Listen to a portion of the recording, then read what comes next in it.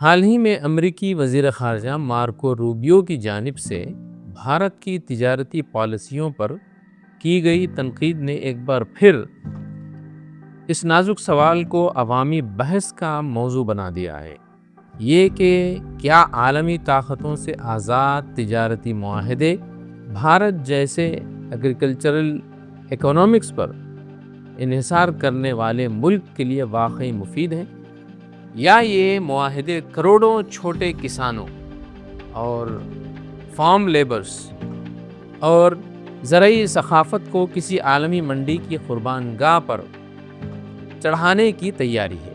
Marco Rubio نے کھلے لفظوں میں کہا ہے کہ بھارت اور امریکہ کے درمیان تجارتی معاہدے کی راہ میں سب سے بڑی رکاوٹ بھارت کی زرعی اور ڈیری پالیسی ہے، جو مزاحمت کے طور پر دیکھی جا رہی ہے۔ گویا کسانوں کا اپنے حقوق کا دفاع کرنا اب ایک رکاوٹ بن چکا ہے۔ ناظرین، آپ دیکھ رہے ہیں ویوز آن نیوز اور میں ہوں زعیم الدین۔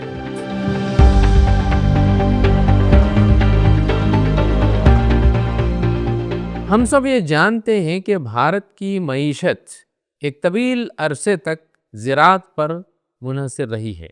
آج بھی ملک کی تقریباً 60% آبادی کسی نہ کسی حیثیت میں زراعت سے جڑی ہوئی ہے۔ چھوٹے اور متوسط درجے کے کسان جو 2 ایکڑ سے بھی کم زمین پر کاشت کرتے ہیں یعنی زراعت کرتے ہیں، بھارت کی زرعی پیداوار کا ایک بڑا حصہ فراہم کرتے ہیں۔ حکومت کی سبسڈی یافتہ اسکیمیں، ایم ایس ایم ای یعنی کم از کم امدادی جو قیمت ہے وہ، اور امپورٹ کی پابندیاں کسانوں کے تحفظ کے بنیادی ستون ہیں۔ مارکو روبیو نے جس بے باکی کے ساتھ بھارت سے جی ایم سیڈز، ڈیری، مکئی، سویابین، بادام، سیب اور ایتھنول جیسی امریکی مصنوعات کے لیے مارکیٹ کھولنے کا مطالبہ کیا ہے، وہ دراصل بھارت کی زرعی خود مختاری پر ایک سنگین حملہ ہے۔ امریکی کمپنیاں بھارت میں سستی، سبسڈی یافتہ اور ٹیکنالوجی سے بھرپور مصنوعات بیچنا چاہتی ہیں، یعنی پروڈکٹس بیچنا چاہتی ہیں۔ ان کی آمد کا مطلب یہ ہوگا کہ مقامی کسانوں کی روایتی جو ٹریڈیشنل فصلیں ہیں، جو محدود وسائل پر منحصر ہوتی ہیں، عالمی مسابقت میں پیچھے رہ جائیں گی۔ نتیجتاً کسان معاشی دباؤ کا شکار ہو جائیں گے، قرض میں مبتلا ہو جائیں گے اور بالآخر دیہی معیشت یعنی رورل اکانومی کی بربادی کا شکار ہو جائیں گے۔ ناظرین، جانتے ہیں یہ جی ایم فصلیں کیا ہیں اور ان کی تباہ کاریاں کیسی ہوتی ہیں؟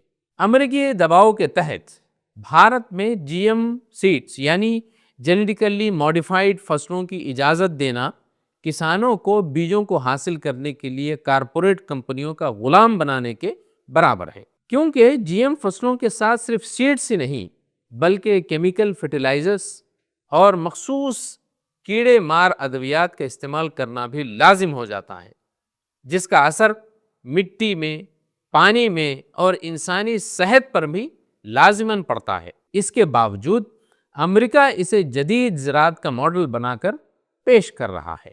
اب آئیے دیکھتے ہیں ڈیری سیکٹر میں ریڈ ملک کے بارے میں جانتے ہیں۔ بھارت کا دیہی ڈیری سیکٹر دنیا میں سب سے زیادہ متحرک اور روزگار فراہم کرنے والا شعبہ ہے۔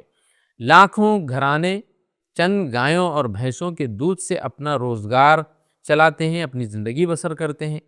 یہ دودھ مقامی بازاروں میں فروخت ہوتا ہے اور غذائیت کے اعتبار سے بھی مقامی آبادی کے لیے بہت ہی موزوں ہے۔ لیکن امریکہ کی ڈیری لابی بھارت میں ریڈ ملک جیسے مصنوعات یعنی پروڈکٹس کو متعارف کروانا چاہتی ہے۔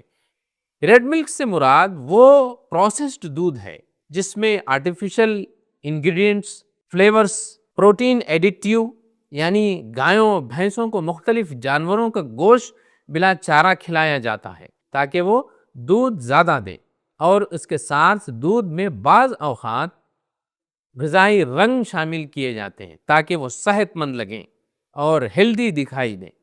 لیکن در حقیقت یہ مصنوعی یعنی آرٹیفیشل دودھ صحت کے لیے مفید کم، مضر زیادہ ہے۔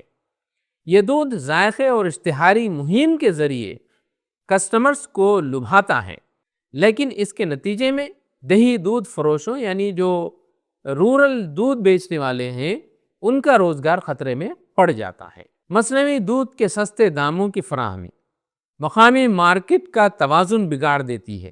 عوام کی صحت پر طویل مدتی منفی اثرات بھی اس سے مرتب ہوتے ہیں، اور پھر یہ نان ویج دودھ کہلاتا ہے۔ سبسڈی اور درآمدی تحفظ پر امریکی تنقید پر ایک نظر ڈالتے ہیں۔ امریکہ کی شکایت ہے کہ بھارت اپنے کسانوں کو سبسڈی دیتا ہے جو مارکیٹ ڈسٹریشن کا سبب بنتی ہے، جبکہ حقیقت یہ ہے کہ مغربی ممالک میں سبسڈی کا دائرہ بھارت سے کہیں زیادہ وسیع ہے، مگر چونکہ وہ اسے تکنیکی مدد یا مارکیٹ ایڈجسٹمنٹ کے نام سے پیش کرتے ہیں، اس لیے عالمی ادارے خاموشی اختیار کرتے ہیں۔ اگر بھارت عالمی دباؤ میں آ کر اپنی سبسڈی پالیسیاں واپس لے لے تو کسانوں کی لاگت کئی گنا بڑھ جائے گی۔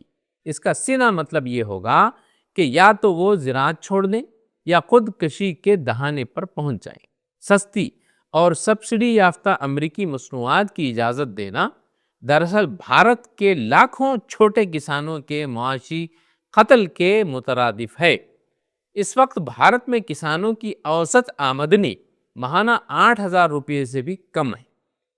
اگر ان کی پیداوار کی مانگ کم ہو جائے تو وہ مکمل تباہی کے دہانے پر پہنچ جائیں گے۔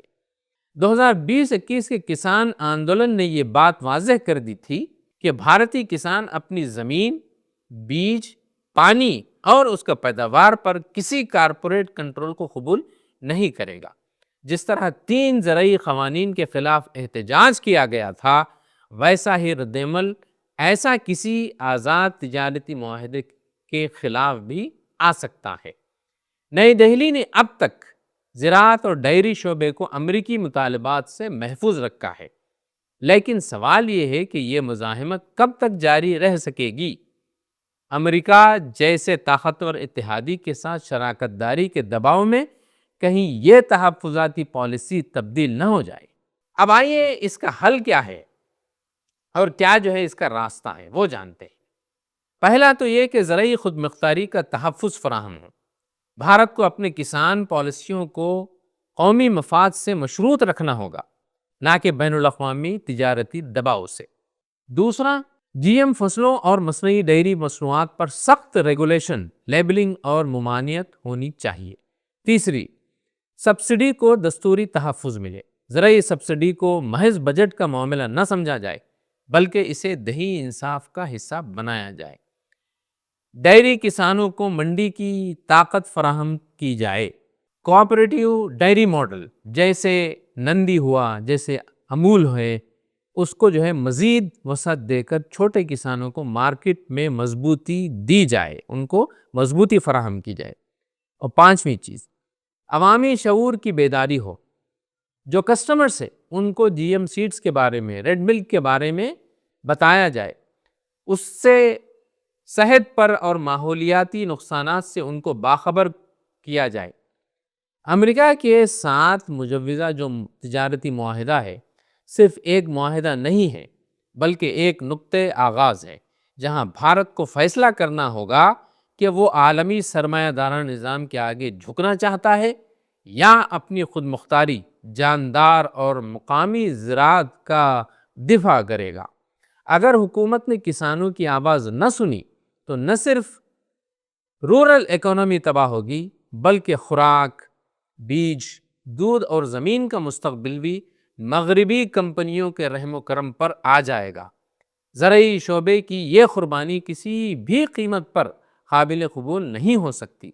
آخر میں یہ بات ذہن نشین کرنی چاہیے، بھارت کے ایگریکلچرل سیکٹر پر دباؤ ڈال کر امریکہ نہ صرف اپنا تجارتی فائدہ چاہتا ہے، بلکہ ایک بڑی حکمت عملی کے تحت ترقی پذیر ممالک کی خود مختاری کو بھی محدود کرنا چاہتا ہے۔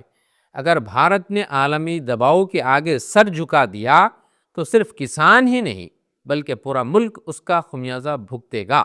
لہٰذا وقت آ گیا ہے کہ حکومت، دانشور، عوام اور میڈیا سب مل کر اس دباؤ کو بے نقاب کریں اور بھارتی کسانوں کے حق میں آواز بلند کرے، کیونکہ اگر کسان ہار گئے تو بھارت بھی ہار جائے گا۔ تو یہ تھے آج کے ویوز اینڈ نیوز۔